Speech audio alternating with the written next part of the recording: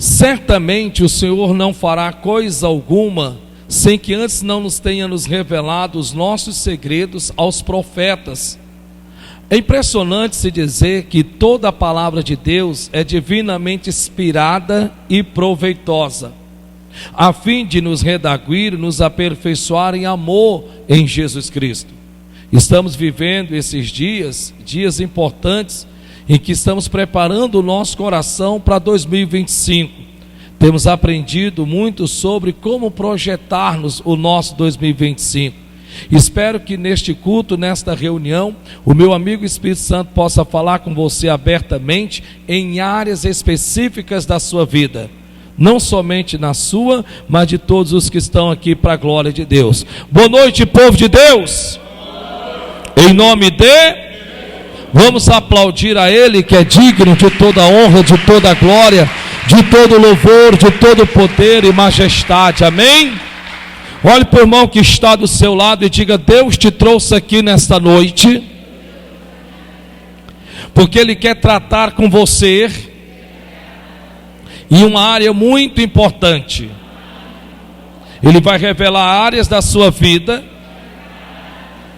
como que se o anjo da igreja soubesse de alguma coisa, mas fique sabendo, ele não sabe nada. Eu não contei nada da sua vida para ele. Então Deus vai falar com você. Amém? Coloque a mão no seu coração, diga: Senhor meu Deus, em nome de Jesus, usa o teu servo. Eu queria que pela fé você colocasse a mão sobre os seus olhos. Diga: Senhor Jesus, a tua palavra diz que o Deus deste século cegou o entendimento. Por isso eu te peço, assim como o Senhor tirou as escamas dos olhos de Paulo, abriu os olhos do servo, do teu profeta, abre os nossos olhos, usa o teu servo, descortina os meus olhos, abra a minha mente, em nome de Jesus, em nome de Jesus. Deixa eu fazer uma oração. Pai, sou simples vaso de barro, em que preciso e careço da sua benignidade, bondade e misericórdia, pois quem é capaz de revelar-nos, ó Deus, pela tua palavra? Então usa-me para teu louvor. Repreende toda desatenção, repreende principados e potestades, e que a tua palavra vá e produza o resultado para o qual ela está sendo enviada, em nome de Jesus. E você que crê, diga amém, e aplauda Jesus bem forte então. Olhe para o irmão que está do seu lado, e hoje você vai participar bastante comigo em nome de Cristo, amém? Olhe para o irmão em nome de Jesus, diga: começar o projeto não é a parte mais difícil, mas sim da continuidade. Bem, por quê? Começar o projeto não é a parte mais difícil, porque começar sempre é a parte, entre aspas, pode-se dizer assim, mais fácil. Você está empolgado, você está motivado, você está incentivado, você está com a sua mente aberta de tal maneira, de tal forma, que você não consegue ver os riscos em começar um projeto.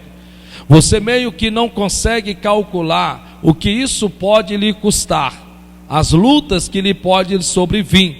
Então começar um projeto não é a parte mais difícil. Por exemplo, você diz assim: nossa, ano que vem eu vou para a faculdade, e não tem neste mundo ninguém que me impeça de me formar. Na verdade, quando assim você diz, você já se vê formado, você já se vê concluindo os anos que serão necessários para você se formar. Olha, ano que vem não tem quem me impeça. Pronto, está acabado, eu vou comprar o terreno e vou começar a construção da minha casa. Na verdade, você já está vendo a casa completa. De repente você diz assim: menino, sabe de uma coisa? Eu vou reformar a minha casa. É isso mesmo que eu vou fazer. Eu não quero saber quanto vai custar, não quero saber quanto que eu vou ter que pagar em relação a isso, mas eu vou reformar a minha casa. Pronto, é isso que eu irei fazer. Na verdade, você já está vendo a sua casa reformada. De repente você diz assim para você mesmo: sabe de uma coisa? Eu vou pôr as minhas contas em dias. Ano que vem eu vou procurar economizar mais, vou evitar gastar mais, e eu vou fazer como aquela mulher, em que a Bíblia diz que ela negociou o azeite, e com o azeite ela pagou a dívida, e acabou que ela foi administrar o que sobrou. De repente você já tem esse pensamento, e você faz todos esses projetos, todo esse planejamento para a glória de Deus. De repente você até planeja se casar. De repente você diz: me sabe de uma coisa, ano que vem, em nome de Jesus, eu vou dar a volta por cima, e eu sei que Deus vai me abençoar no meu relacionamento. Pronto, é isso mesmo. Bem da verdade, você sabe que é interessante, que todos esses projetos são louváveis. Todos esses projetos são dignos de aplauso e glória a Deus. Por quê? Porque você está focando e visando o melhor para o seu futuro. Não somente para você, mas também até mesmo para os que estão à sua volta. Então isso é maravilhoso, glória a Deus por isso. De repente você até chega a pensar no que é espiritual.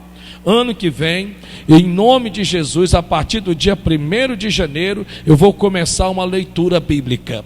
E eu vou pela primeira vez ler a Bíblia Sagrada por completo, porque dá para se ler toda a Bíblia em um ano. E você então faz esse projeto, coisa linda, coisa maravilhosa. No ano que vem, sabe o que é que eu vou fazer? Eu vou investir pesado, e eu não vou sossegar enquanto não for batizado pelo Espírito Santo. Sim, eu não só quero ter o Espírito Santo, mas eu quero ser usado pelo Espírito Santo. Sim, é isso que eu vou fazer em 2025. Isso é louvável, é maravilhoso, glória a Deus por isso. Bem, todos esses projetos são importantes. Todos esses realmente são necessários e são importantes.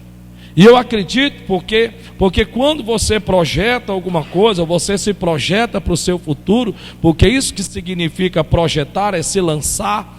Você está se vendo naquela condição. Você está se vendo desfrutando daquilo. Você está se vendo desfrutando. Eu estou lhe dizendo tudo isso porque começar não é a parte mais difícil. Porque você está empolgado, você está de forma empolgada emocionalmente, psicologicamente, mentalmente, e não há nada neste mundo que tire isso de dentro de você. E que bom que você seja assim. Só que eu quero falar do contrapartida, porque para a realização de todo o projeto existe um percurso. Percurso esse que envolve não só você, mas envolve também os telespectadores. Envolve os que estarão fazendo parte para a realização desse projeto. Uma vez que você sabe, e já se é verdade o ditado, que uma andorinha só não faz verão. Uma andorinha só não faz verão. Então você está nessa expectativa. Só que o bem da verdade, se realizar o projeto dependesse só de você, tudo bem, vai lá que seja, glória a Deus por isso. Então você tem uma certeza que ao começar você vai concluir. Só que vai muito mais além do que isso. Pode envolver seu marido, pode envolver sua esposa, pode envolver seus pais, pode envolver a pessoa com quem você trabalha, para quem você trabalha, ou as pessoas que trabalham para você. Então veja que é um conjunto da obra, é um conjunto da obra. E de repente nesse envolver todo, pode ser que algumas coisas meio que saiam dos eixos. E de repente você por conta disso desista, por conta disso você jogue tudo para cima, por conta disso você deixa o seu projeto se transformar só em um sonho, quando não, se não tiver cuidado, até num pesadelo.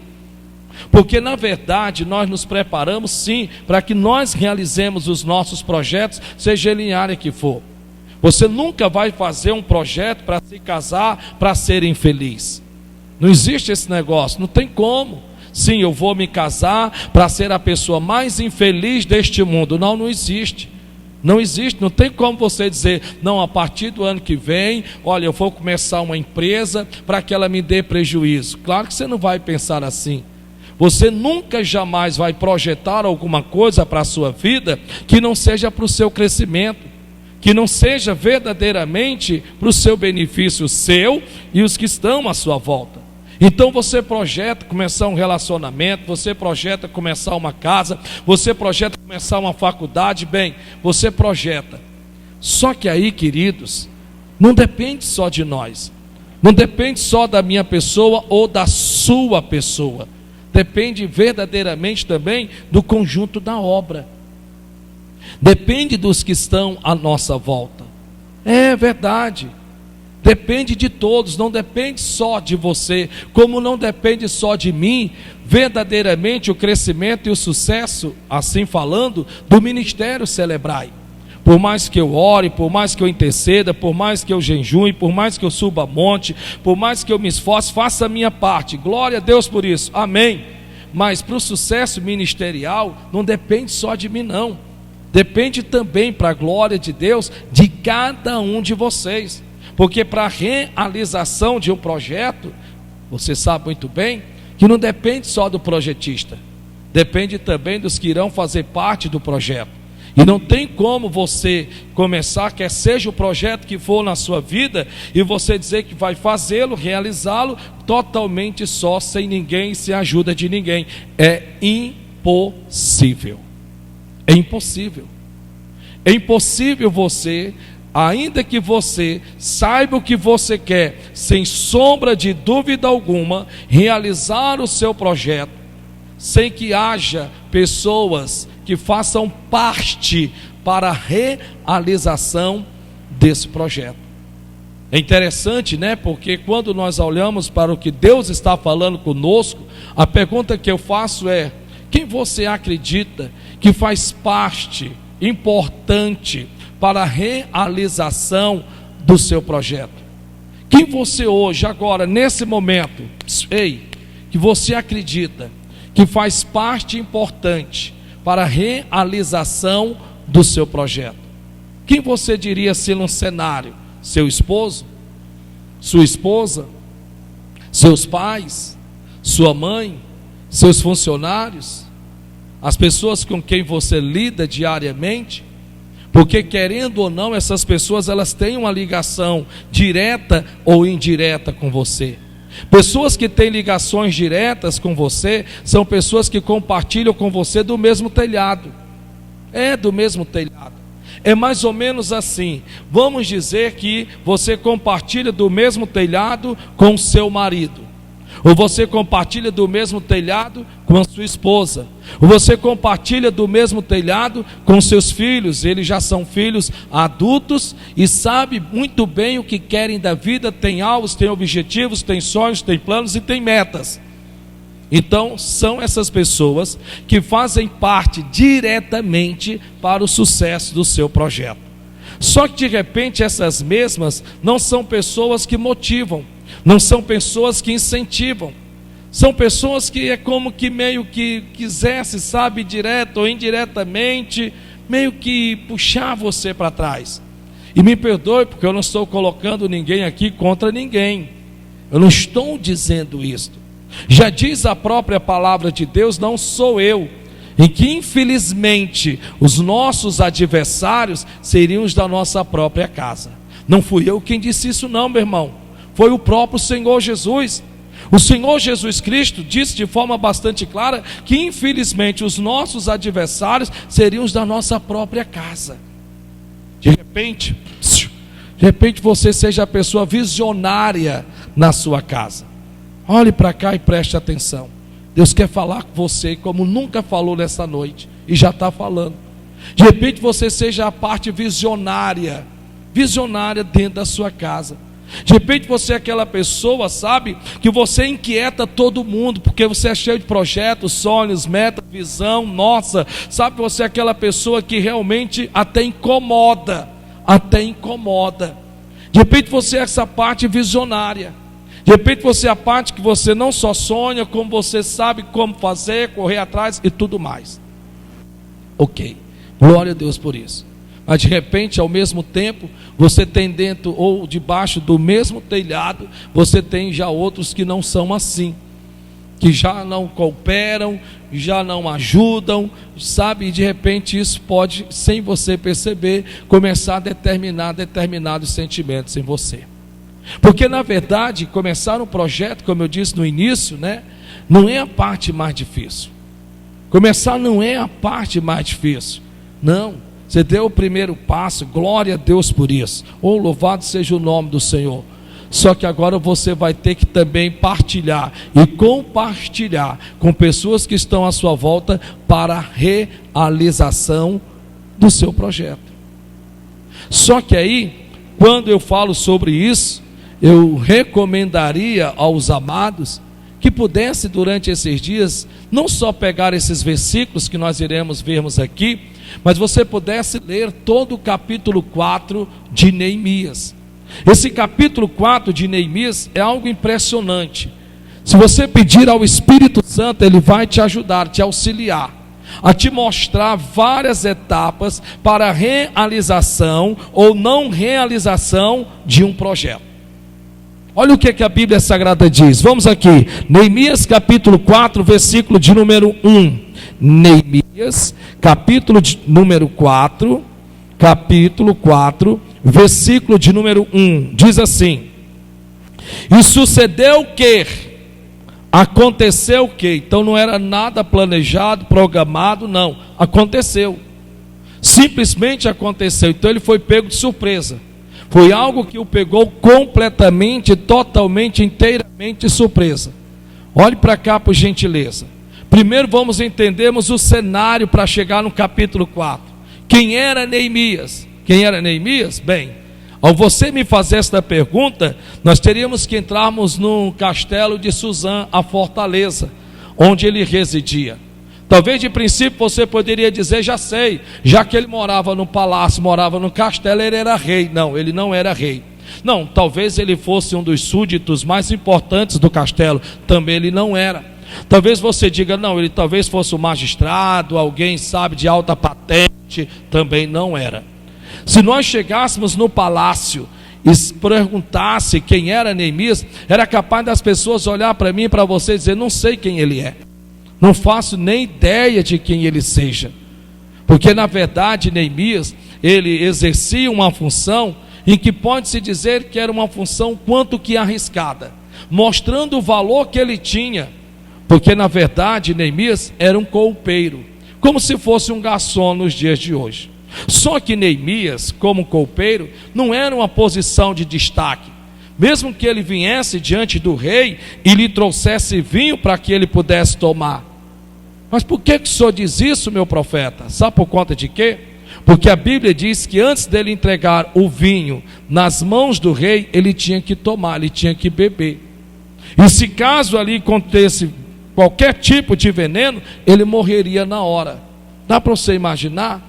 Então dá para se pensar que a vida dele não valia absolutamente nada, porque ele era mais ou menos assim, vamos lá, a cobaia, toma do vinho, tomou, olhou, viu, não morreu, então eu posso tomar.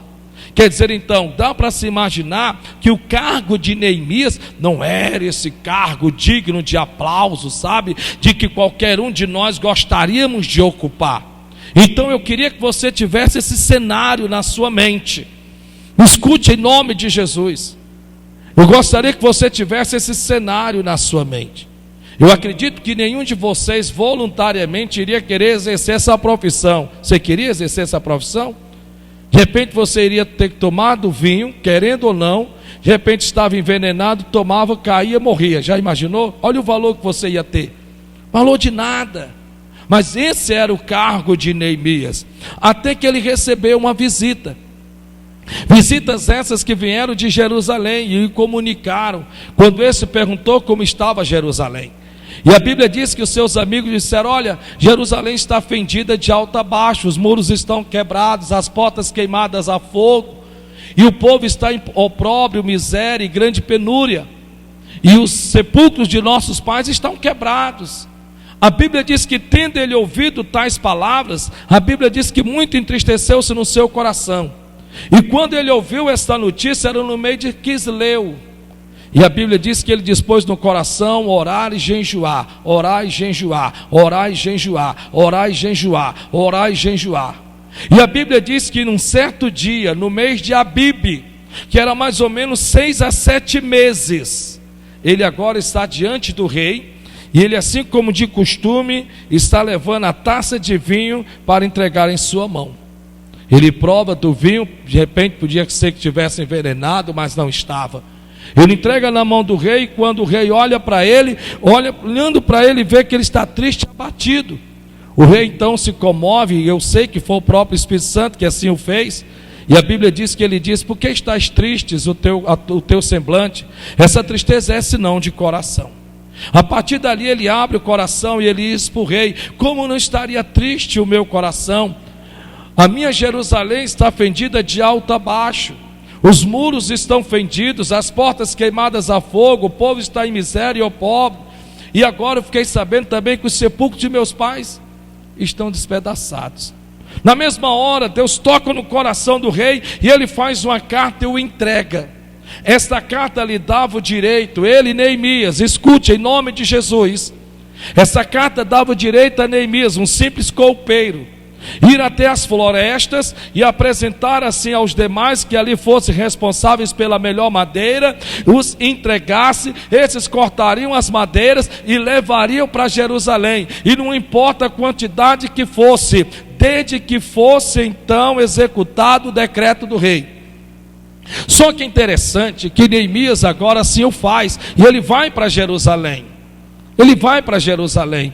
Quando chega lá, dá para se imaginar, porque quando você ler aqui, eu estou antecipando aqui o que foi que aconteceu antes do capítulo 4. Quando ele chega lá, a Bíblia Sagrada diz que ele é recebido com aplausos, porque o estava visitando o seu povo, a sua terra natal. A Bíblia diz que ele, Neemias, não contou nada a ninguém até então. Então eu acredito que ele fez visita aos seus parentes, porque certamente ele deve ter feito. A Bíblia diz que ele saía de noite sem que ninguém soubesse, para ver então como se encontrava os muros de Jerusalém. Até que então ele tomou a decisão: agora é hora de contar o que é que eu vim fazer aqui. Agora é hora de contar. É como quem estava por detrás das cortinas, sabe? Só projetando, planejando, arquitetando, sem que ninguém nada soubesse. E de repente ele sai por detrás das cortinas, agora ele vem para o palco, para o cenário da vida, e ele agora começa a dizer: gente, deixa eu falar para vocês o que é que eu vim fazer aqui em Jerusalém. Eu vim aqui em busca de pessoas que se unam comigo, na mesma visão e no mesmo propósito, e que a gente venha reconstruir esta cidade, tirarmos o opróbrio, a vergonha, a miséria, a penúria deste lugar, colocarmos as portas nos portais. Bem, pare para pensar. De repente aquele povo precisava de tudo isso. Logo de pensamento dá para se pensar o seguinte: claro, o povo aplaudiu, o povo festejou, porque ele estava vindo, porque se importava com aquelas pessoas. E de repente nós pensamos assim. Só que na verdade não foi nada disso. Na verdade nós vamos ver que não funciona assim. Não é mais ou menos desta forma. Por isso que você, quando começa a leitura, você lê exatamente: e sucedeu o que? Aconteceu o que? Então ele foi pego de surpresa, porque ele não imaginava, não esperava aquilo. Como muitos de nós também não esperamos. É quando você chega para uma pessoa da sua família empolgado, sabe? Olha, a partir desse ano eu vou estudar, vou me informar. A pessoa olha para você como que se tivesse, sabe, um balde com gelo, e olha para você e diz: quero ver para crer. É a mesma coisa, sabe, de lhe empurrar a ladeira abaixo. É a mesma coisa de olhar para você e dizer assim: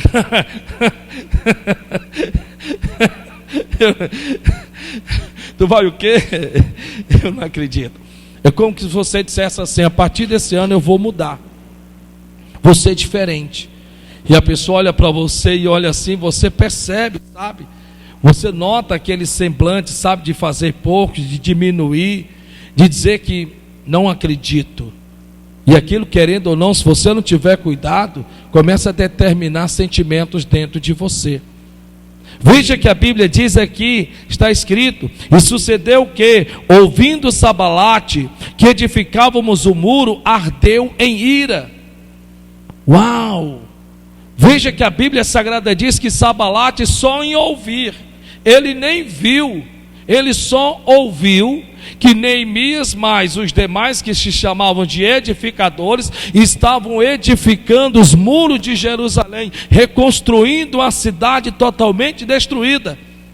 A Bíblia diz que ele ardeu em ira. Dá para você imaginar? Essa expressão arder é a mesma expressão de quando você acende uma fornalha ou você acende uma fogueira e você tenta se aproximar-se dela e você diz: nossa, não tem quem aguente. Por quê? Porque esse fogo, olha, está ardendo, hein? Nossa, não tem quem aguente. Pronto.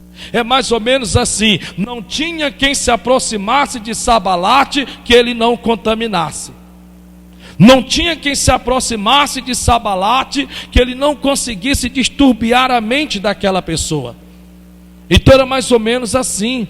Porque a Bíblia Sagrada diz que este que não tinha movido uma palha, não tinha sequer feito um só tijolo, não tinha mexido a massa para o tijolo, não tinha carregado um balde com água, não tinha feito absolutamente nada, que podia muito bem ficar no seu lugar, obrigado. A Bíblia diz que agora ele vai arder em ira, ele simplesmente agora vai ranger os dentes. Mas sabe por quê? Simples, porque tem pessoas, que me perdoem, que enquanto você está no anonimato, não se importa com você, não se interessa se você existe ou não, mesmo que você esteja debaixo do mesmo telhado. Você está no anonimato, você está na sua zona de conforto, você está naquele processo, sabe, de que deixa a vida me levar. Você está exatamente assim. Só que de repente é interessante que você diz: menino, sabe de uma coisa? Eu vou fazer a diferença a partir de hoje, é isso que eu vou fazer. E aí quando você menos percebe, os tais começam a se revelar. E me perdoe, não estou colocando ninguém contra ninguém. O que Deus está querendo lhe dizer é que infelizmente existe Sabalates, que às vezes você se depara com eles, e às vezes eles não estão a quilômetro de distância, às vezes eles estão dormindo ao seu lado. Estou colocando ninguém contra ninguém não. O que Deus está tentando preparar é o teu coração, justamente para quê? Para que você não continue sofrendo as decepções que você vem sofrendo. Porque não tem nada que amargure mais o coração, entristeça a alma, do que decepção.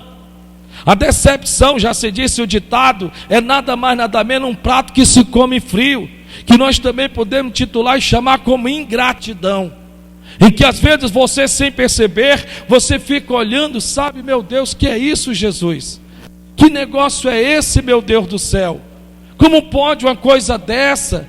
E você está, sabe, como que fora de si.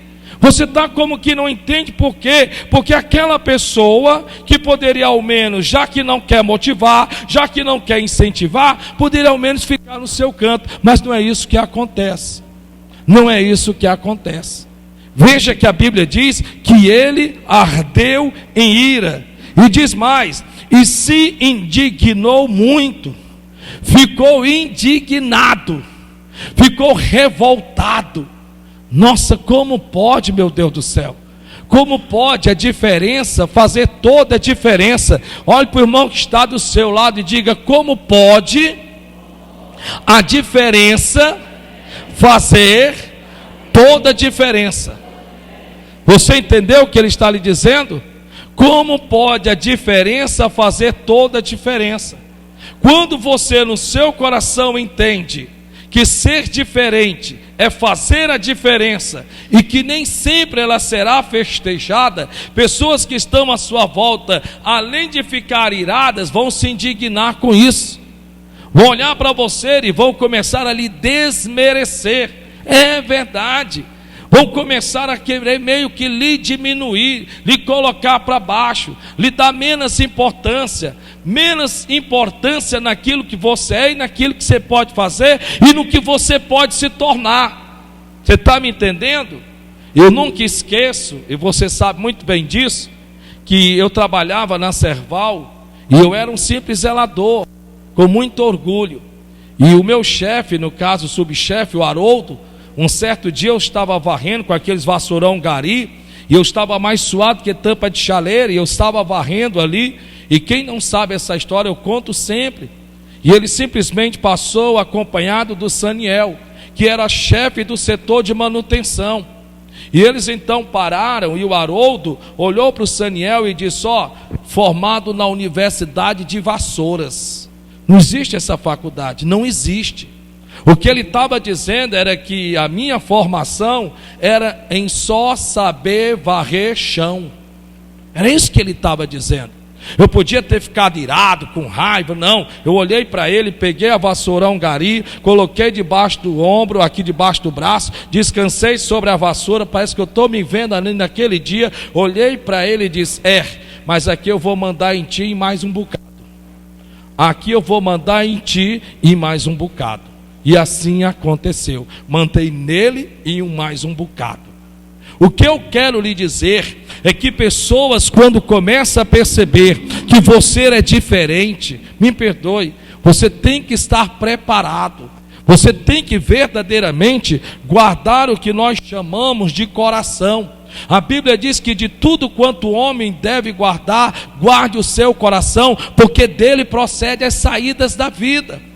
Talvez eu estou falando com uma pessoa aqui muito machucada nessa noite, muito magoado, muito magoada, muito ressentido, sabe? Muito abatido ou desmotivado, que está mais ou menos assim: pastor, para falar a verdade, eu já até pensei que para mim, se eu tivesse partido, já era lucro.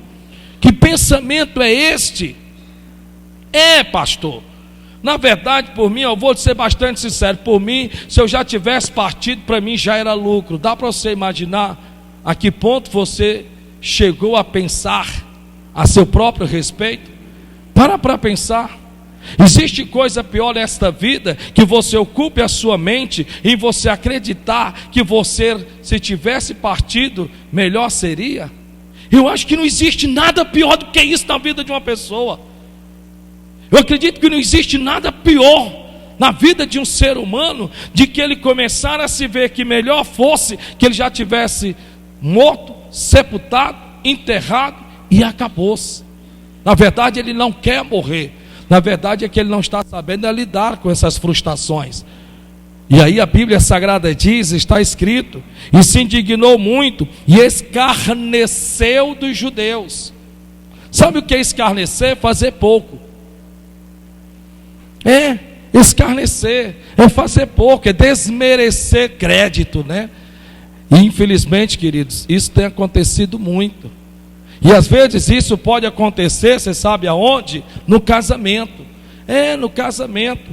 De repente você é aquela pessoa que, me perdoe, não importa o quanto você faça, não importa o quanto você se aplique, se dedique, se esforce, o quanto você se renuncie, infelizmente a única coisa que você recebe de lá para cá é ingratidão. De repente você sempre é aquela pessoa, sabe, em que parece que você era que o sempre erra. E você às vezes fica: meu Deus, que negócio é esse, Jesus? E muitas vezes isso acontece, e isso vai, sabe, tendo crescimento de tal forma dentro de casa, que às vezes se torna até insuportável. Às vezes se torna até insuportável. A Bíblia diz, está escrito aqui, a Bíblia: e escarneceu dos judeus. Versículo 2: e falou na presença de seus irmãos, porque quem é ruim não quer ser ruim sozinho. Quem é ruim, olha para o irmão que está do seu lado e diga: ei, quem é ruim não quer ser ruim sozinho não. Olha para cá, você acha que uma pessoa que é infeliz no casamento vai querer que você seja feliz no seu casamento? Para pensar. Para pensar. Você acha que uma pessoa que é infeliz no casamento vai querer que você seja feliz no casamento? Você acha que uma pessoa em que ela erra no sentido de não respeitar a própria esposa ou o próprio marido, desmerecê-los, ser com eles ingratos e tanta coisa mais, você acha que pessoas assim, que se aproximam de você, vai querer que você seja uma pessoa bem-sucedida no seu casamento? Na verdade, você sabe o que é interessante? Eu nunca me esqueço. Uma vez eu atendi uma pessoa, e esta pessoa estava com seu casamento, que só Deus na misericórdia, e me passou todo o relato. E no caso, quem veio buscar ajuda diferente não foi a esposa, foi o marido. Pastor, eu preciso que o senhor me ajude. O que é interessante é que a história era bonita, era linda, sabe? E na verdade ele não veio falar dos defeitos dele, ele veio falar dos defeitos da esposa. E falou, pronto, terminou. Só que ele esqueceu que eu tinha discernimento de espírito. E quando ele terminou, eu olhei para ele e disse: amigo, deixa eu te fazer uma pergunta, quem são tuas companhias? Quem são as pessoas com quem você se acompanha? Com quem você tem realmente compartilhado do seu maior tempo? E ele disse: bem, pastor, para falar a verdade, os meus amigos é só, né? Ele gaguejou. Depois ele se abriu comigo. E ele, quando começou a falar quem eram as pessoas com quem ele se acompanhava, eu fiz uma pergunta e um pedido a ele. A pergunta que eu fiz para ele foi o seguinte: ei, os teus amigos, como é que eles tratam suas esposas? Como é que eles se relacionam com ela? E ele olhou para mim e disse: pastor, para falar a verdade, a coisa é meio complicada até para falar, né? É sim, né? Não, então fazer o seguinte, então não diga nada não. Eu queria muito que você fizesse um favor para mim. Vamos marcar aqui no calendário, daqui a um mês eu quero que você volte. Você volta para falar comigo? Você pode fazer esse favor? Sabe, eu posso sim, eu vou ficar vindo para a igreja a partir de agora. Mas daqui a um mês, o que é que o senhor queria? Eu queria que você fizesse um favor. Eu queria que você começasse, não a criticar, não julgar, nem a apontar, mas que Deus possa tirar as escamas dos teus olhos, e Deus possa te mostrar se essas pessoas com quem você tem se acompanhado, verdadeiramente torcem pelo sucesso no teu casamento, torcem pelo sucesso no teu relacionamento. Você pode fazer esse favor para mim? Pode sim, tudo bem. Passou um mês, eu me lembro que ele chegou, bateu na porta do escritório, eu nem me lembrava mais, essa que é a grande verdade. Pastor, o senhor lembra, tal, resumindo, sentou. E aí, como é que está? Não, o senhor fez isso, falou assim, tal, e eu fiz. E aí? Pastor, para falar a verdade, eu estou aqui para pedir que o senhor possa me orientar como é que eu tenho que fazer. Porque eu me vi neles, eu me vi aquele tipo de marido que honra mais os de fora do que os de casa. Eu me vi, aquele pai em que os meus próprios filhos me corrigiam e eu ficava ali com raiva deles, porque por eu ser o pai e não deixar nada faltar em casa, então eu sempre estava repleto da razão. Eu me vi numa situação, pastor, que é impressionante, Se fosse para fazer um favor para minha esposa, eu já fechava a cara, Mas, no entanto, quando era para fazer para os de fora, meu Deus, era um sorriso só, meu pastor. Não tinha nem dia, nem santo, nem feriado, nem hora. Eu estava ali pronto para atender. Estava ali para fazer a coisa acontecer. Mas também eu percebi uma coisa, pastor? Eu tive a liberdade de ir na casa de alguns e até ficar ali e observar. E eu percebi que um grande erro que eu estava cometendo é que eu não estava em busca de uma esposa. Na verdade, eu estava em busca de uma empregada. Porque era exatamente isso que eu via acontecendo na casa dos meus amigos. Era, pastor. Olha só, para o senhor ter uma ideia, pastor, teve horas que eu me vi neles. Eu estou te falando diante de Deus. Ele falando essas palavras e eu olhando para ele, disse: eu me via como se eu fosse eles, meu pastor. E eu disse: meu Deus, o que é que eu estou fazendo, meu Deus do céu? Até que, pastor, teve uma cena que eu nunca esqueci. E foi essa para mim que eu disse: não, espera ainda, eu tenho que rever as minhas amizades, tenho que rever as minhas companhias, porque olha, a coisa não está andando certo não. Foi quando um certo dia, pastor, eu percebi numa discussão, quando lá cheguei, estavam meio que discutindo aquele negócio todo e tal, e a discussão, pastor, quando terminou, eu fiquei do lado de fora, não participei, fiquei no meu canto. Quando participou, que ele veio de lá para cá, ele já veio com a cara fechada, esse meu amigo, cheio da razão, e disse: rapaz, você não está vendo? A gente trabalha, coloca coisa dentro de casa, e olha só, você está vendo aí? Pronto, pastor, ali foi mesmo que abrir a cova e me enterrar vivo dentro, porque é exatamente isso que eu também falo lá em casa. E aí eu perguntei: e aí, a partir de hoje, quem você realmente decide ser? Para a glória de Deus, Deus mostrou para ele quem ele na verdade era, sem eu precisar falar nada. Sem eu precisar falar nada.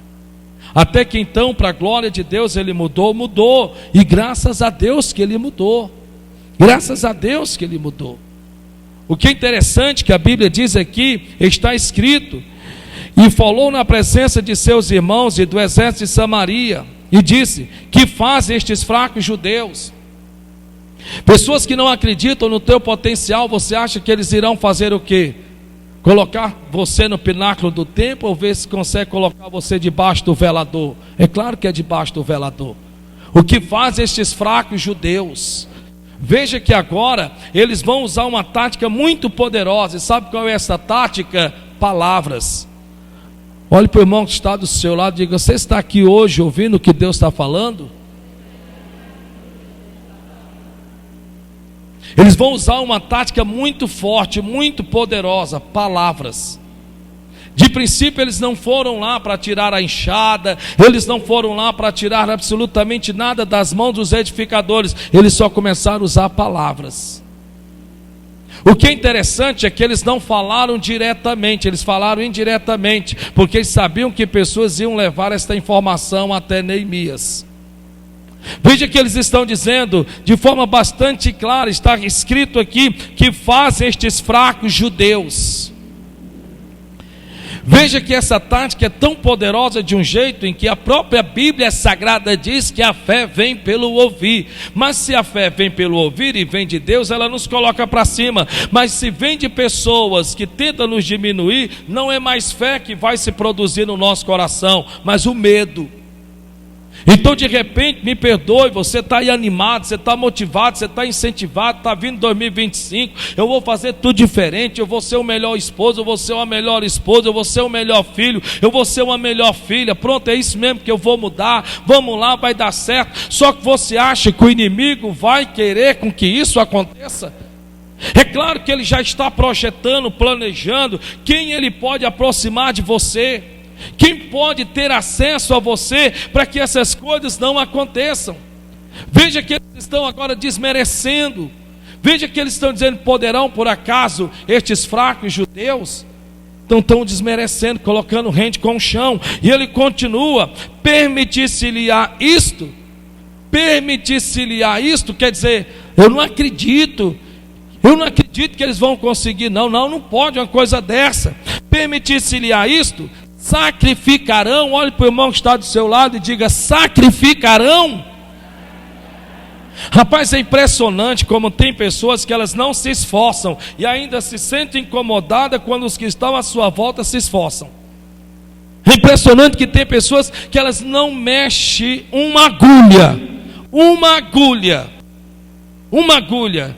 mas de repente quando você decide fazer alguma coisa, ainda que pague um preço, de repente tem pessoas que se sentem incomodadas, né? Olha o que está escrito: sacrificarão. Esse sacrifício pode tipificar também teu esforço. Teu esforço. É mais ou menos assim: você passa o dia, você faz o almoço, você faz a janta, você faz a comida da sua casa. Seu esposo chega, está cansado, de repente é o vice-versa, de repente é a sua esposa que chega, e de repente eles se assentam ali, almoçam, jantam e merendam, e nenhum obrigado eles dizem. Nenhum obrigado eles dizem. Na verdade tem uns que só encontram defeito. Está faltando sal, o arroz não ficou cozido direito, eu acho que esse feijão passou do ponto, o almoço não está pronto ainda não, estou morrendo de fome. Nem pergunta por que o almoço não está pronto, nem pergunta, simplesmente já chega, sabe, meio que, e você olha para aquilo e diz: meu Deus do céu. E depois você está reclamando, depois você está achando ruim, por que a sua casa parece mais um Iraque, por que a sua casa está algo meio que desconfortável, sabe? Você está aí com a cara fechada, com a cara ruim. Esse tipo de pregação não gosto. Sabe por que você não gosta? Porque você está se vendo nela. Porque a Bíblia diz que a palavra nos reflete como espelho. Me perdoe, me desculpe. Talvez você diga: nossa, eu tenho tantos projetos, eu tenho tantos planos. Amém, glória a Deus por isso. Mas do que adianta, querido, você ter projetos, você ter planos, e o seu casamento, a sua família ir para o beleléu? Do que adianta? Do que adianta você andar no melhor carro? Do que adianta você estar hoje na melhor casa? Do que adianta você estar no que você... Não adianta, sabe por quê? Porque tudo isso perde sentido. É como uma roupa nova que se usa e logo depois você deixa lá guardado, porque toda aquela satisfação, aquele prazer, aquele desejo passou, é momentâneo. é momentâneo. E de repente você está exatamente assim. Você está exatamente assim. Você é o tipo da pessoa que você escolhe os conselhos dos de fora. Mas se a tua esposa for te aconselhar, ou de repente teu marido for te aconselhar, você tampa não só os ouvidos, mas fecha até os olhos para não ver. Mas sabe por quê? Porque você ainda não entendeu que na verdade quem realmente quer o seu melhor e se preocupa em ver o progresso da família, não são totalmente os de fora. É muito difícil os de fora estarem preocupados como é que você está dentro de casa. É muito difícil. É muito difícil. Você pode ter, pode. E quando você tem, são pessoas que elas não cooperam com o teu erro. Elas chegam para você, lhe disciplina, lhe corrige, bate de frente e chama a sua atenção. Ah, você está errado. Bem, pessoas assim, na verdade, são pessoas que a gente não quer nem se acompanhar.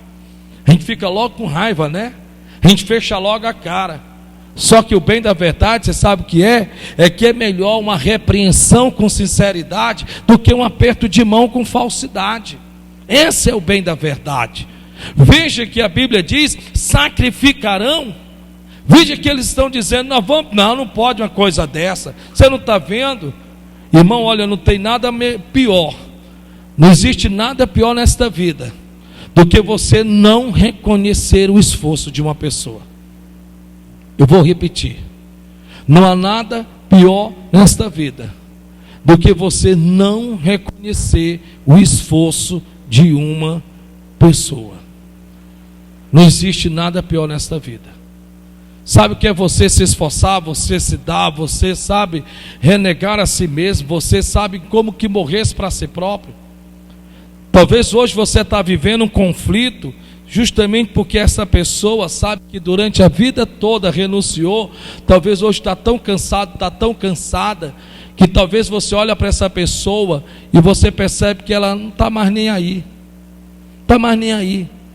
Você sai, você passeia, você vai, você volta, e de repente você vai só, volta só, e você às vezes a única coisa que você sabe é condenar, acusar e apontar.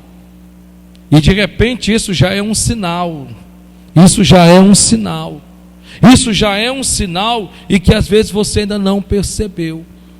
Porque não existe nada pior do que não haver o reconhecimento por um esforço. O reconhecimento por um esforço. Não existe nada pior. De você poder chegar em casa, nossa, está tudo tão limpinho, está tudo tão arrumado, ou se está tudo de cabeça para baixo, ao invés de julgar ou criticar, ou mesmo que não elogie, não procura defeito, e mesmo que também não reclama ou qualquer coisa, mas ao menos procura saber o que é necessário fazer para ajudar. Interessante, né? Eu estou lhe dizendo isto porque nós estamos rumando para 2025. Não tem como você dizer que é um ano feliz, um ano novo, se você mantiver as mesmas atitudes, o mesmo comportamento. Pregação chata, não é essa? Não ouvi nenhum glória a Deus ainda. Ao menos um aleluiazinho. Mas não é porque é chata não, é porque é verdade. Porque é verdade. Veja que eles estão dizendo: sacrificarão. Não, vamos deixar eles. Não, pera ainda, não é por aí não, sabe? Então não existe nada que machuque mais do que a falta do reconhecimento do esforço dedicado. Veja que eles vão continuar. Sacrificarão? Acabá-lo-ão num só dia? Claro que não. Não tem como acabar um muro, uma muralha em um só dia. Mais ou menos como que estivesse fazendo pouco, sabe? Olhe para cá, eu já terminei já. É como se ele estivesse fazendo pouco. Você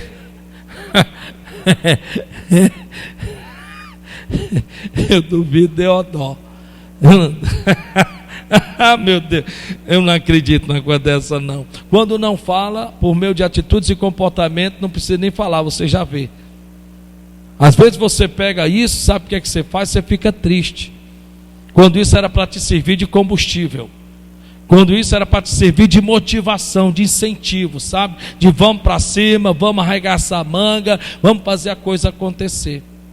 Só que se isso está fazendo o processo inverso, é como no trabalho. Você tem uma equipe. Recentemente agora, um rapaz em que ele não sabe praticamente quase que ler, e esse rapaz foi promovido. E quando lá chegou os que têm anel no dedo e etc., começaram a fazer pouco dele, diminuir de verdade. Mas só ele foi promovido por conta da capacidade dele. Ele não usou o não saber como uma desmotivação, ou de repente simplesmente dizer, não tem como eu crescer na empresa, porque eu quase não sei, não. Pelo contrário, ele disse, me sabe de uma coisa? Eu posso aprender e fazer o melhor. Por isso ele foi promovido, sabe? Só que de repente, no que ele foi promovido, começou a acontecer tudo que nós acabamos de ler aqui. E ele, quando se encontrou-se comigo, ele falou isso para mim, eu disse para ele, bem, o que é que você está decidido a fazer com tudo isso? Preste atenção em nome de Jesus. A pergunta que eu fiz a ele foi essa, o que é que você está decidido a fazer com tudo isso? O que é que você está decidido a fazer com tudo isso? Você pode pegar tudo isso e se enterrar vivo. O que é que você está decidido a fazer? Você está decidido o que? A desistir, a pegar o cargo que você hoje está exercendo e dizer não quero mais e voltar a estaca zero? Ou de repente você pode até pedir a conta do emprego, né? Você pode usar isso como uma fuga e achar que para você está tudo bem, porque ao menos você não vai ser mais perseguido e a coisa vai ficar muito bem, obrigado. Ou de repente pode-se dizer de um vizinho que está te perseguindo, e de repente você diz, sabe uma coisa, eu vou me mudar, vou para outro bairro. Não adianta, você pode ir para onde quer que seja. Se você não vencer aqui, meu irmão, me perdoe, não importa, pode ser onde quer que você vá, você sempre nessa área vai ser provado. Ou você vence aqui, ou você não vence em lugar nenhum. E eu olhei para ele e perguntei, e o que é que você está disposto a fazer? Disse, meu pastor, é exatamente isso que eu queria. O que é que o senhor acha que eu devo fazer? Eu olhei para ele e disse assim, bem, o que é que você deve fazer? Você deve utilizar isso como combustível, como motivação, como alguém que está decidido a estar onde está, porque lutou para estar e começar a fazer a diferença. Você sabe o que foi que aconteceu? Me disseram agora recentemente, para a glória de Deus, que ele então começou verdadeiramente a seguir os conselhos. Ele podia ter ficado acuado, triste, abatido, desmotivado, não. Ele chegou a me dizer, e a esposa dele da mesma forma. Deus fez tamanho reboliço nesta empresa, que os que o perseguia, Deus os tirou da sua frente. Removeu para outros lugares, outros chegaram a ser colocados para fora do emprego, sem ele ter feito coisa alguma, porque eu me lembro que eu o aconselhei dizendo, não vos vingueis a vós mesmos, não trateis mal os que te tratam mal, pelo contrário, trate-os bem, trate realmente bem. Foi difícil? Foi, que ele me disse, pastor, vai ser difícil. Bem, esse é o remédio. O que eu estou aqui lhe dizendo em nome do Senhor Jesus, é que eles estavam ali justamente para fazer de tudo para que ele desistisse. Você não está vendo isso, não? Você não está vendo que pessoas às vezes elas fazem de tudo para você desistir, para você jogar tudo para cima? Você não percebeu que tem pessoas que elas não se importam se você está devendo, tudo que elas querem é que você continue devendo. Eu me lembro de uma certa vez que uma pessoa chegou para mim e ela disse assim, pastor, olha, eu amo as suas pregações, eu amo as suas mensagens, eu amo suas ilustrações, olha, graças a Deus, nossa, o senhor vê coisas na Bíblia que a gente fica coçando a cabeça, mas tem uma coisa que eu não gosto. E eu olhei para ele e perguntei, irmãozão, o que é? É quando o senhor vai ensinar sobre vida financeira na igreja. Você mesmo, irmão? Você não gosta não? Não gosto. Eu acho que o senhor tem que pregar, sabe, salvação. Eu acho que o senhor tem que fazer essas coisas. Amém, glória a Deus, meu irmão. Eu também prego salvação. Mas o irmão não gosta que eu então pregue sobre vida financeira na igreja. Pastor, estou sendo sincero.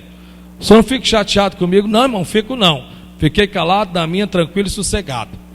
Terminou o culto naquele dia, terminou a reunião. Os irmãos vieram para falar comigo após o culto, eu driblei todos eles e corri lá para a porta da igreja. Lá para a porta da igreja, ele estava lá com a chave do seu carrão, sabe, irmão Michael, na mão, com a chave do seu carrão na mão, carro bom, rapaz, novo, zero, trincado, sabe como é que é a coisa? E aí então ele, para poder destravar o carro, Aí eu peguei no braço, Deus sabe a verdade, peguei no braço dele e disse: não, espera ainda. Espera aí só um minutinho. Os irmãos começaram a sair, foram para a parada de ônibus. Outros subiram na bicicleta e começaram a pedalar. Está entendendo, irmãozão? E eu disse para ele: me diz uma coisa, você sendo um pastor, você se sentiria feliz em ver o que eu estou vendo? Porque é muito bom, né? Você entra no seu carro, liga o seu ar-condicionado e vai para casa. Como é bom a gente não se importar com os outros, né, meu irmão? Agora, se você estivesse no lugar daquelas pessoas ali, você estava pedindo a Deus para que Deus me usasse ali naquele altar e profetizasse na sua vida um ganho financeiro. Você estaria pedindo a Deus: Senhor, usa a boca do teu servo para me ensinar como administrar o que eu tenho, irmão. Mas sabe o que é isso aí, meu irmão? Sabe o que é? É porque, voltando a um tempo desse atrás, quando você chegou na igreja, você vinha puxando, não era nem a corrente, porque nem a cachorra nem a corrente você tinha. Você lembra quando você chegou aqui? E olha só, hoje você está aí, ó, carro novo, né? Bonito, né? Salário gordo, bem sucedido. Por isso que eu queria que você abrisse os seus olhos, meu irmão. Sabe por quê? Porque às vezes nós esquecemos da manjedoura de onde a gente veio, e você esqueceu de onde você veio. Você esqueceu da manjedoura.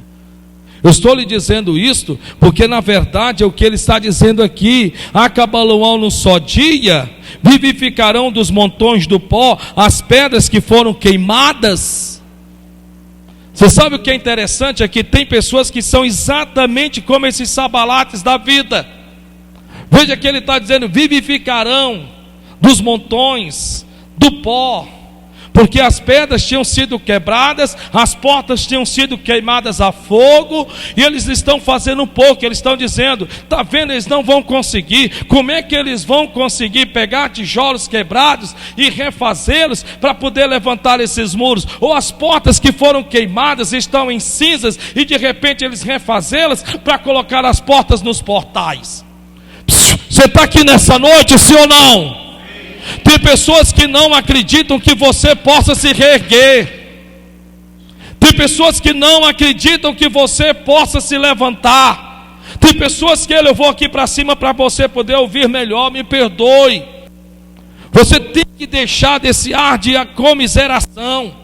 Você tem que largar esse pensamento de que todos torcem pelo teu sucesso, que todos querem ver tua loja cheia, vendendo, sabe, sacudido e transbordante. Você tem que largar com esse pensamento que as pessoas estão aí, sabe, nossa, quero ver o seu futuro indo cada vez melhor. É mais ou menos como no final de ano, pessoas que nunca entraram em contato contigo, nunca mandaram uma mensagem para ti, depois traz felicitações dizendo: um feliz ano novo, com muita paz, saúde e prosperidade. Desde que você não tenha saúde, nem paz, nem prosperidade, é só conversa fiada.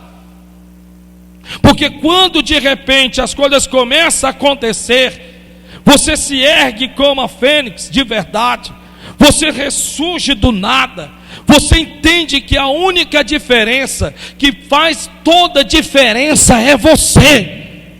Quando você entende que toda a diferença quem faz é você que faz toda a diferença. Enquanto Ana não decidiu ela mesma orar pelo que ela queria, por mais que Eucana o amasse, por mais que oferecesse sacrifício, Deus ouvia, Deus recebia, mas não atendia. Mas no dia que Ana decidiu fazer ela por ela mesma a diferença, a Bíblia diz que Deus lembrou-se dela e ela concebeu, deu à luz um filho, do qual tornou-se esse um dos grandes profetas, Samuel. Toda a diferença está em você querer fazer a diferença. Você está me entendendo? Olha para o irmão, dá uma sacudida nele e diz: toda a diferença está em você querer fazer a diferença. Deixe de ser besta. Levante essa cabeça. Olha para o irmão que está do seu lado, para você não ficar com raiva de mim, e diga: deixe de ser besta. Faça a diferença. Você está precisando emagrecer? Pois vá, emagreça. Emagreça. Emagreça. Você está precisando, por conta da sua saúde, fazer exercício? Então vá e faça exercício. Vá e faça. Porque na verdade, quando você estiver doente, acamado, morrendo só, você está precisando de um só arquejando. Aqueles que fizeram de tudo para você, infelizmente, chegar àquela situação, sabe o que é que vão fazer? Vão olhar para você com ar contristado, com ar de pena, e dizer: oh meu Deus, prepara essa alma, Jeová. Ai, preparar tu, Satanás. Ai, para o inferno, cão dos infernos. Mas é a verdade, meu irmão, é a verdade. Me perdoe, não fique chateado comigo não, mas é melhor você ouvir o que você está ouvindo e entender que 2025 está na porta. Olha para o irmão, sacode ele, tem gente que está com raiva de mim aqui, que eu já estou percebendo. Olha para o irmão e diga: ei, 2025 está à porta. 2025 está à porta. Está à porta. Faz a diferença. Faz a diferença. Faz a diferença. Seja bom para quem são, seja bom para os que são ruins ou mal com você, para que eles possam entender que você não paga o mal com o mal. Seja bom, ainda que você se retroceda, sabe tudo, mas seja bom e se cuide, sabe? Porque veja que eles estão dizendo: poderão esses levantarem dos montões, do pó, das pedras quebradas? Não vão conseguir nunca. Então, pessoas que elas não querem ver você crescer, elas não acreditam que você possa verdadeiramente fazer a diferença. Me perdoe, eu não estou pregando contra ninguém aqui não, só estou sendo usado por Deus. A questão é como você reage a isso. Porque maior mal faz você mesmo a você mesmo, colocando para dentro o mal que lhe fazem. Esse é o grande problema. Você perde tempo em revidar. Você está perdendo tempo em revidar. Você está desfocando o seu foco. Você está perdendo a visão. Ah, pastor, mas é porque eu não consigo, sabe? Pois é, você vai ter que ser mestre em relação a isso na vida, meu irmão. Quantos não querem ver o teu sucesso? Você vai se importar com isso? Faz isso não, rapaz. Nem lhe conheço, eu estou dando aqui, amém? Mas é isso. Você tem que se cuidar, se cuida. Se cuida em nome de Jesus. Porque na hora do pé capar, meu irmão, sabe? É você. É você. Porque veja que eles não acreditavam que eles podiam se reerguer, eles não acreditavam que eles podiam pegar dos montões, das cinzas, de tudo. É como que talvez, com todo respeito, o seu casamento. Pessoas de fora não acreditam que você possa, sabe, mudar. Claro que pode, ainda há tempo. Deus está falando com você hoje, é porque ainda há tempo. Ainda há tempo. Amém?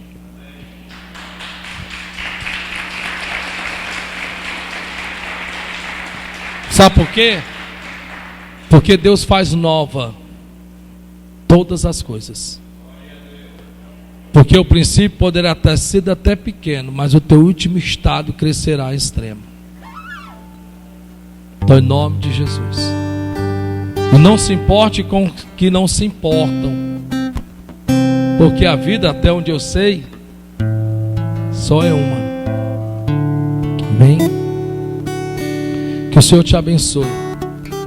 E que meu amigo Espírito Santo tenha falado com você de uma forma muito simples nesta noite, para a glória de Deus. Vamos aplaudir Jesus?